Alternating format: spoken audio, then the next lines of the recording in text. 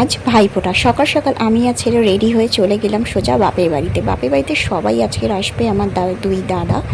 তো ছোটদাকে প্রথমে ফোঁটা দিলাম, তারপরে বড়দাকে ফোঁটা দিলাম, তারপরে আমার ছেলে আর দিদির ছেলেকে দুজনকে একসাথে কিন্তু আমার মা ফোঁটা দিচ্ছে। তারপরে এক এক করে আমার পিসিও ফোঁটা দিয়েছে, তারপরে আমার মানে মাসি সেও ফোঁটা দিয়েছে। খুব জমজমাট কিন্তু অনুষ্ঠানটা হয়েছে।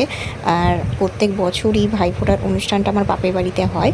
তারপর আমার পিসি ফোঁটা দিল বাবাকে, আমার মা ফোঁটা দিল আমার মামাকে, তারপর আমার দিদি ফোঁটা দিচ্ছে দুই দাদাকে।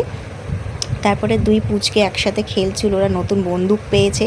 তারপরে মেনু হচ্ছে ভাত, মাছের মাথা দিয়ে মুগ ডাল, বেগুনি, শুক্তো, মাছের ঝাল আর মাংস, তার সাথে কিন্তু চাটনি।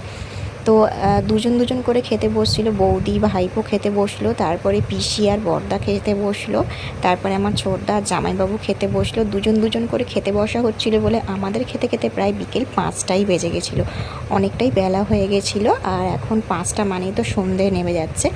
তো অনেক লোকজন হয়েছিল বলে একটু সময়টা বেশিক্ষণ সময় লাগছিল। আর সবাই মিলে খাওয়া দাওয়ার পর আমরা আইসক্রিম খেলাম, একটু কোল্ড ড্রিঙ্কস খাওয়া হলো, সবাই মিলে বসে গল্প করছিলাম। তারপর সন্ধে হতেই কিন্তু আমরা সবাই মিলে বাজি ফাটাচ্ছিলাম, দুই পুচকে, আমি, দিদি, সবাই মিলে খুব সুন্দর আনন্দটা হলো।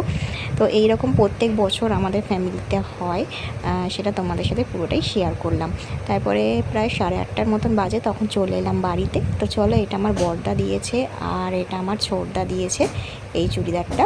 তো চলো, আজকে মিনি ব্লগটা কিন্তু এখানেই শেষ করলাম। আমার ছেলে কিন্তু একটা বন্দুক পেয়েছে। Tata, bye bye.